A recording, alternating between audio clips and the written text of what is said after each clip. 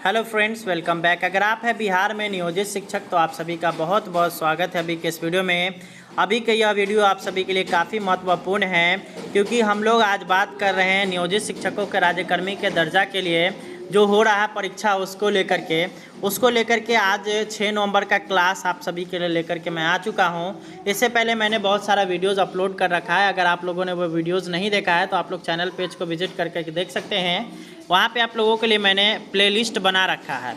तो चलिए अब हम लोग इस वीडियो में आगे बढ़ते हैं और 50 प्रश्नों का जो है नया मॉडल सेट हम लोग देखते हैं।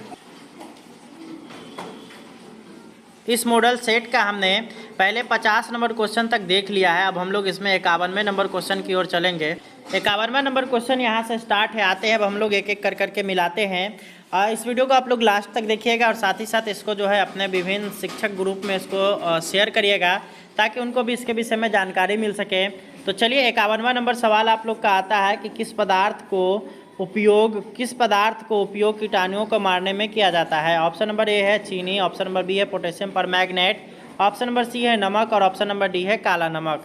तो इसका जो बिल्कुल सही आंसर हो जाएगा वो होगा आपका ऑप्शन नंबर बी, यानी कि पोटेशियम परमैंगनेट जो होता है उसका उपयोग कीटाणुओं को मारने में किया जाता है।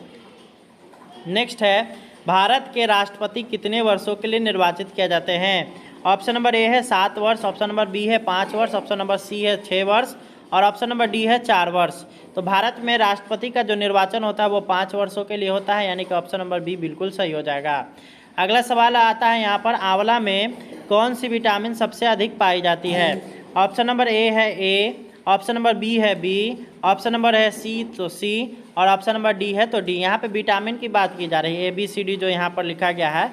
तो 53 का आपका यहाँ पे क्वेश्चन जो है आंवला का, उसमें हो जाएगा विटामिन सी पाया जाता है, यानी कि जितना भी आप लोग का खट्टा फल मिलेगा ना उसमें अधिकतर में जो है आपको विटामिन सी देखने को मिलेगा। आइए 54वें नंबर सवाल की ओर हम लोग मूव ऑन करते हैं। क्वेश्चन है कि किसी देश में स्थानीय समय की गणना के लिए निम्न में से किसका उपयोग होता है। ऑप्शन ए है अक्षांश, ऑप्शन नंबर बी है विषुवत रेखा, ऑप्शन नंबर सी है देशांतर रेखा और ऑप्शन नंबर डी है ग्रीनविच मीन टाइम। तो इसका जो बिल्कुल सही आंसर हो जाएगा वो हो जाएगा आपका 54 का ऑप्शन नंबर डी। यहाँ पे ग्रीनविच मीन टाइम के जगह पे मीन लाइम भी हो सकता है, तो वहाँ पे घबराने की आवश्यकता नहीं है, याद रखिएगा ग्रीनविच मीन। ठीक है, चलिए 55वां नंबर हम लोग आते हैं कि बल्ब में लगा फिलामेंट किस चीज़ से बना होता है। ऑप्शन नंबर ए तांबा, option number B aluminium, option number C tungsten और ऑप्शन नंबर डी नाइक्रोम। तो बल्ब में जो फिलामेंट लगा होता है वो टंगस्टन का जो है बना होता है, यानी कि ऑप्शन नंबर डी हो जाएगा। अगला है समुद्र का जल खारा क्यों होता है। ऑप्शन नंबर ए है मिट्टी घुली होती है, ऑप्शन नंबर बी चूना घुला होता है, ऑप्शन नंबर सी लवण घुला होता है, ऑप्शन नंबर डी है कि क्षार घुला होता है। तो इसका जो सही आंसर हो जाएगा ऑप्शन नंबर सी हो जाएगा, यानी कि लवण इसमें घुला हुआ रहता है जिस कारण से समुद्र का जल जो होता है वो खारा हो जाता है। आइए 57 पे हम लोग आते हैं कि विद्युत धारा मापने में किस उपकरण का उपयोग होता है। ऑप्शन नंबर ए है कैलोरीमीटर, ऑप्शन नंबर बी है थर्मामीटर, ऑप्शन नंबर सी है आमीटर और ऑप्शन नंबर डी है नैनोमीटर। तो इसका जो सही आंसर हो जाएगा वो होगा आपका ऑप्शन नंबर सी एमीटर का। वहाँ पे आमीटर भी लिखा रह सकता है या ए मीटर भी लिखा रह सकता है, आप लोग को घबराना नहीं है, आमीटर या एमीटर दोनों भी इसका बिल्कुल सही है। ठीक है, अगला हम लोग देखेंगे तो खिलजी वंश के संस्थापक कौन थे। ऑप्शन ए है Alauddin Khilji, option number B है Jalaluddin Khilji, option number C है मोहम्मद बिन तुगलक और ऑप्शन नंबर डी है गयासुद्दीन बलबन। तो इसका सही आंसर हो जाएगा 58 का, वो होगा आपका option number B Jalaluddin Khilji. एक मिनट इसको मैं कंफर्म कर लेता हूँ, इसका बिल्कुल सही आंसर है जलालुद्दीन खिलजी। ठीक है, आगे हम लोग देखेंगे तो पोलियो किस सूक्ष्म जीव के कारण होता है। ऑप्शन नंबर ए जीवाणु, ऑप्शन नंबर बी विषाणु, ऑप्शन नंबर सी कवक और ऑप्शन नंबर डी प्रोटोजोआ। तो इसका जो बिल्कुल सही आंसर हो जाएगा वो होगा आपका ऑप्शन नंबर बी, पोलियो जो होता है वो विषाणु के कारण होता है। ठीक है, अगला हम लोग देखेंगे तो बक्सर का युद्ध कब हुआ था। ऑप्शन नंबर ए है आप लोग का 1764 में, ऑप्शन नंबर बी है 1786 में, ऑप्शन नंबर सी है 1862 में और ऑप्शन नंबर डी है 1774 में। तो इसका 60 का जो आपका बिल्कुल सही आंसर हो जाएगा वो होगा आपका ऑप्शन नंबर ए, यानी कि 1764 में बक्सर का युद्ध हुआ था। अगला सवाल है आप लोग का, आलू परिवर्तित रूप है। ऑप्शन नंबर ए जड़ का, ऑप्शन नंबर बी तना का, ऑप्शन नंबर सी फूल का और ऑप्शन नंबर डी फल का। तो इसका जो बिल्कुल सही आंसर हो जाएगा 61, वो हो जाएगा आपका ऑप्शन नंबर बी। आलू का जो है हम लोग तना खाते हैं, तो ये हो जाएगा आपका option number B.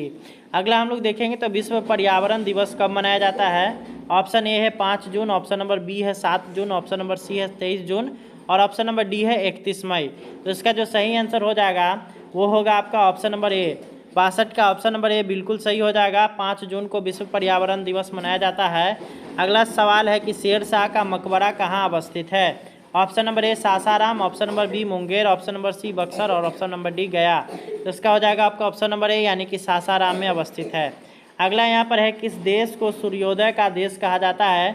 Option number A America, option number B Bharat, option number C चीन और ऑप्शन नंबर डी जापान। तो इसका जापान बिल्कुल सही हो जाएगा, आंसर ऑप्शन नंबर डी। अगला यहाँ पर है इनमें से कौन धातु नहीं है।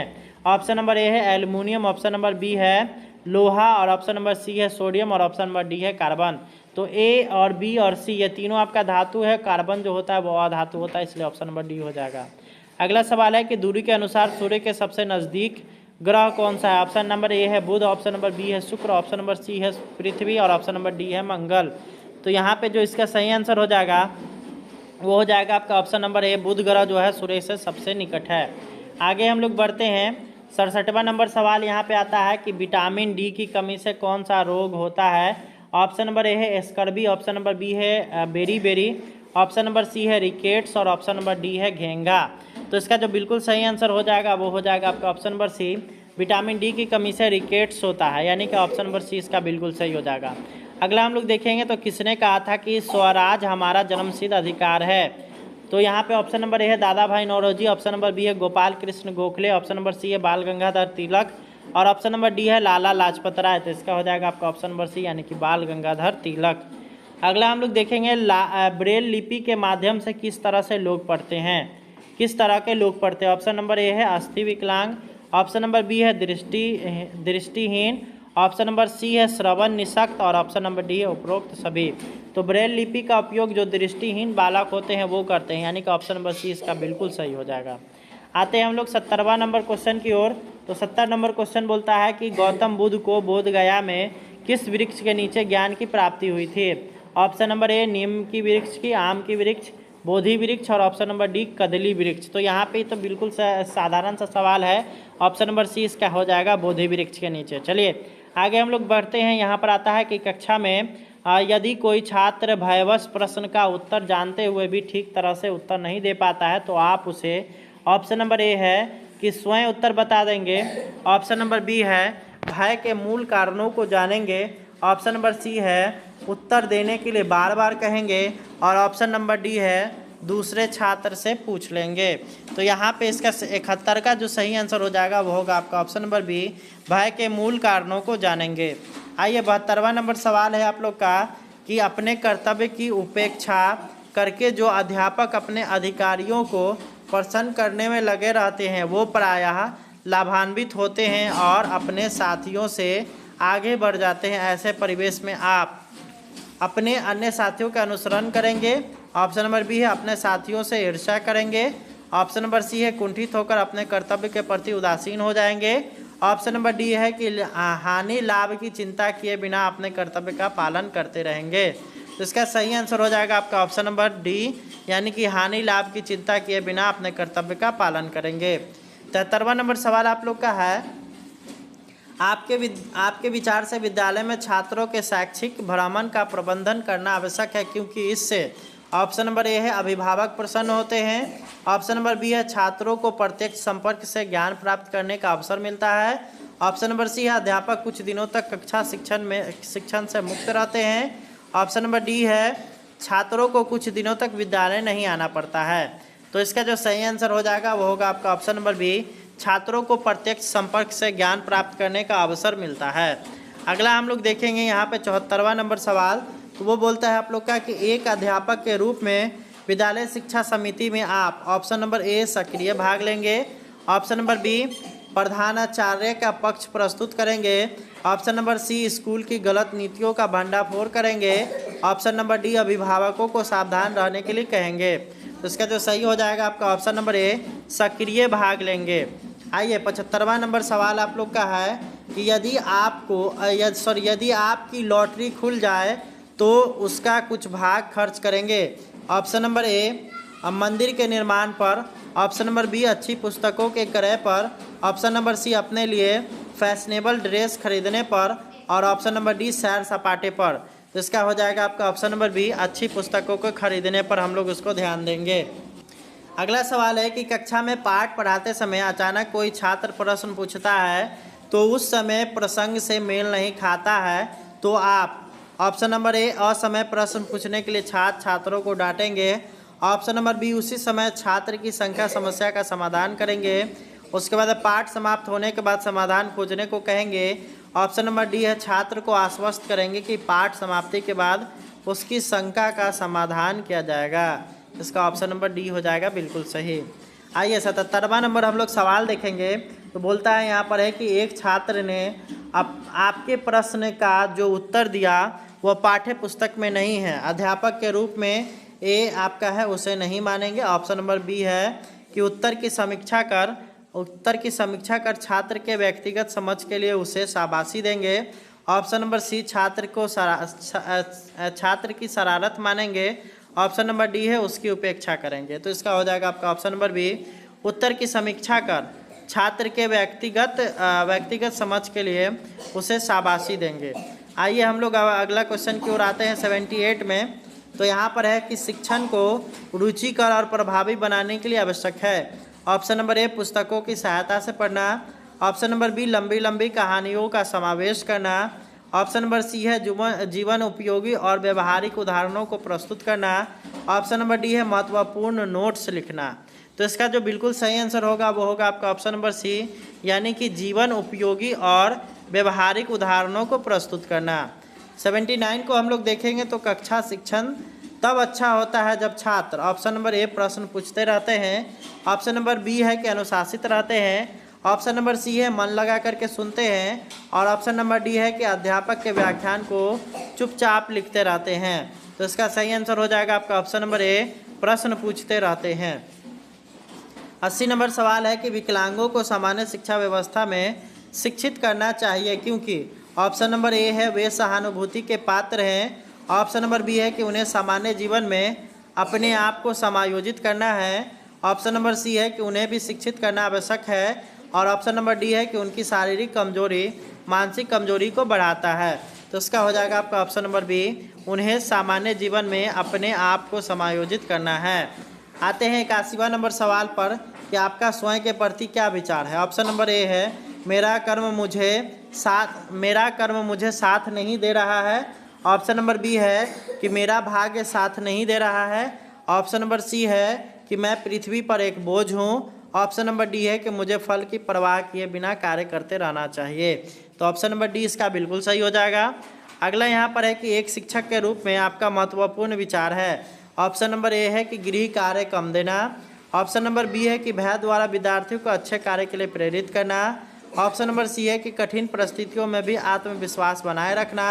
ऑप्शन नंबर डी है कि दूसरों के सुझाव को महत्व देना। इसका हो जाएगा आपका ऑप्शन नंबर सी बिल्कुल सही।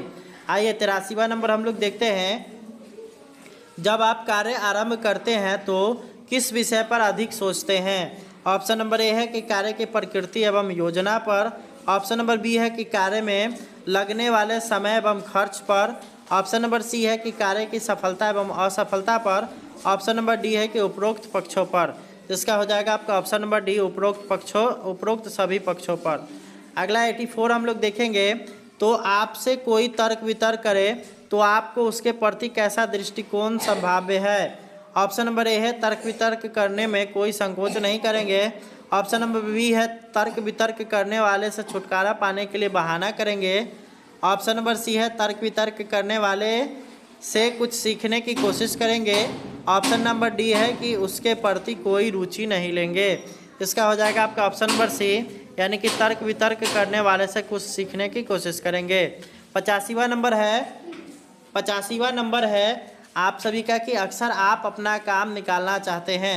ऑप्शन नंबर ए है कि दूसरों को कष्ट पहुंचाकर। ऑप्शन नंबर बी है कि झूठ सच बोलकर। ऑप्शन नंबर सी है कि समय का सही सदुपयोग करके। ऑप्शन नंबर डी है इनमें से कोई नहीं। तो इसका जो सही आंसर हो जाएगा वो होगा आपका ऑप्शन नंबर सी यानी कि समय का सही सदुपयोग करके। आते हैं 86वां नंबर सवाल की ओर यहाँ पर है कि बच्चों के विकास के लिए उपयोगी मानते हैं। ऑप्शन नंबर ए है अच्छी पढ़ाई होनी चाहिए। ऑप्शन नंबर बी है कि बच्चों के सभी क्रियाकलापों पर विशेष ध्यान देना चाहिए तथा उनकी गड़बड़ियों को शीघ्र दूर करना चाहिए। ऑप्शन नंबर सी है बच्चों की अच्छी बात बतानी चाहिए। ऑप्शन नंबर डी है बाल मनोविज्ञान की शिक्षा देनी चाहिए। तो इसका जो सही आंसर हो जाएगा वो होगा आपका ऑप्शन नंबर बी, यानी कि बच्चों के सभी क्रियाकलापों पर विशेष ध्यान देना चाहिए। आइए 87वां नंबर हम लोग सवाल की ओर आते हैं। उद्दंड छात्रों को आप सही मार्ग पर लाएंगे। ऑप्शन नंबर ए है उनकी प्रशंसा करके उन्हें सही रास्ते पर लाया जा सकता है। ऑप्शन नंबर बी है सहानुभूति से ही उन्हें सही मार्ग पर लाया जा सकता है। ऑप्शन नंबर सी है सख्ती से उन्हें सही मार्ग पर लाया जा सकता है। ऑप्शन नंबर डी है अच्छी शिक्षा देकर उन्हें सही मार्ग पर लाया जा सकता है। तो इसका आंसर हो जाएगा आपका ऑप्शन नंबर डी। आते हैं अब हम लोग 88 नंबर पे। तो 88 का आप लोग का यहाँ पे सवाल है, यदि कोई छात्र आपसे प्रश्न पूछता है लेकिन आप उसका उत्तर अच्छी तरह नहीं जानते हैं, ऐसी स्थिति में आप क्या करेंगे? इसका सही आंसर हो जाएगा आपका ऑप्शन नंबर डी। छात्र को बताएंगे कि उसके प्रश्न का उत्तर मालूम करके आप उसे अगले दिन बता देंगे। अगला 89 हम लोग देखेंगे। तो 89 आप लोग का है कि छात्रों में अनुशासन पैदा करने के लिए आप ऑप्शन नंबर ए है भय उत्पन्न करेंगे। ऑप्शन नंबर बी है अनुशासन का महत्व बताएंगे। ऑप्शन नंबर सी है अनुशासन प्रिय व्यक्ति के बारे में बताएंगे। ऑप्शन नंबर डी है अनुशासन को जीवन में जोड़कर शिक्षण कराएंगे। इसका जो सही आंसर होगा वो होगा आपका ऑप्शन नंबर डी। आगे बढ़ते हैं हम लोग। 90 नंबर सवाल आप लोग का है कि छात्र प्रायः कक्षा में आपके द्वारा पढ़ाए गए विषय को ध्यान से नहीं सुनते हैं, तो उनके लिए आप ऑप्शन नंबर ए है कि अपनी शिक्षण शैली में सुधार करेंगे। ऑप्शन नंबर बी है विषय को और अधिक मनोरंजक बनाएंगे। ऑप्शन नंबर सी है उनकी रुचि की कमी के कारण जानेंगे। और ऑप्शन नंबर डी है उपरोक्त सभी। तो इसका ऑप्शन नंबर डी बिल्कुल सही हो जाएगा। 91 नंबर है कि मैं भी चित्रकथा के पात्र हैं। ऑप्शन नंबर ए है चूहा और बत्तख का बच्चा। ऑप्शन नंबर बी है चूजा और मेढक। ऑप्शन नंबर सी है चूजा और बत्तख का बच्चा। और ऑप्शन नंबर डी है मेढक और चूहा। तो इसका जो सही आंसर हो जाएगा 91 का वो होगा आपका ऑप्शन नंबर सी, चूजा और बत्तख का बच्चा। अगला यहाँ पर है हाइकू क्या है। ऑप्शन नंबर ए है कि जापानी छोटी कविता। ऑप्शन नंबर बी है जापानी चित्रकला। ऑप्शन नंबर सी है जापान कागज़ के खिलौने बनाने की चित्रकला। और ऑप्शन नंबर डी है जापानी मूर्ति कला। तो इसका जो 92 का जो आपका सही आंसर हो जाएगा वो होगा आपका ऑप्शन नंबर सी, यानी कि जापानी कागज़ के खिलौने बनाने की चित्रकला। 93 नंबर क्वेश्चन है कि हम हिंदुस्तानी पुस्तक के विषय वस्तु है। ऑप्शन नंबर ए भारत की संस्कृति विविधता से परिचय। ऑप्शन नंबर बी है भारत की आज़ादी से संबंधित कहानियाँ। ऑप्शन नंबर सी है भारत की आज़ादी से संबंधित कविताएँ। और ऑप्शन नंबर डी है भारत की विज्ञान के क्षेत्र में प्रगति। तो इसका 93 का जो आपका सही आंसर हो जाएगा वो होगा आपका ऑप्शन नंबर ए भारत की संस्कृति विविधता से परिचय। आइए 94 नंबर हम लोग देखेंगे। तो कड़ी कक्षा व्यवस्था के परिणाम स्वरूप बच्चे का विकास एक अनवरत प्रक्रिया नहीं बन पाता, अपितु कृत्रिम खंडों में बांटा जाता है। यह किसका कथन है? तो ये आपका जो इसका 94 का जो सही आंसर हो जाएगा ये आप लोग का हो जाएगा ऑप्शन नंबर ए, प्रोफेसर श्याम मेनन का यह कथन है। अगला हम लोग 95 नंबर सवाल देखेंगे। तो वो है आपका है समर हिल है। ऑप्शन नंबर ए पहाड़ी। ऑप्शन नंबर बी है बच्चों का स्कूल। ऑप्शन नंबर सी है बाल सुधार गृह। और ऑप्शन नंबर डी है शिक्षक प्रशिक्षण संस्थान। ये हो जाएगा आपका ऑप्शन नंबर बी, बच्चों का स्कूल इसका हो जाएगा आंसर। 96 नंबर हम लोग देखेंगे। तो हिंद स्वराज के लेखक कौन है? Option number A J Krishnamurti. Option number B है गीजू भाई। ऑप्शन नंबर सी है महात्मा गांधी। और ऑप्शन नंबर डी है जेपी नायक। तो इसका जो सही आंसर हो जाएगा 96 का वो होगा आपका ऑप्शन नंबर सी, यानी कि महात्मा गांधी। अगला सवाल है बोधि संवाद के स्वाध्याय सामग्री के आधार पर निम्नलिखित में गलत जोड़े की पहचान करिए। तो इसमें आप लोग का जो गलत जोड़ा है वो है आपका शिक्षा में हेर फेर, रविंद्रनाथ ठाकुर। चलिए आगे हम लोग देखेंगे 98। तो राष्ट्रीय पाठ्यचर्या रूपरेखा 2005 के बनने के बावजूद बिहार के लिए अलग BCF 2005 बनाने की आवश्यकता क्यों महसूस की गई? इसका आपका ऑप्शन नंबर ए हो जाएगा। यहाँ पे आप लोग देख सकते हैं 98 का जो आपका बिल्कुल सही आंसर होगा वो होगा आपका ऑप्शन नंबर बी, बिहार की सामाजिक आर्थिक और शैक्षिक परिदृश्यता काफ़ी भिन्न है। अगला यहाँ पर है साक्षरता शिक्षित करने के साधनों में से एक है साक्षरता अपने आप में शिक्षा नहीं है। यह कथन किसका है? तो इसका जो आपका सही आंसर हो जाएगा वो होगा आपका option number D, Shri Aurobindo का यह कथन है। 100वां नंबर सवाल है कि एक स्कूल का बयान, एक छोट का मौलवी साहब कैसे शिक्षक थे?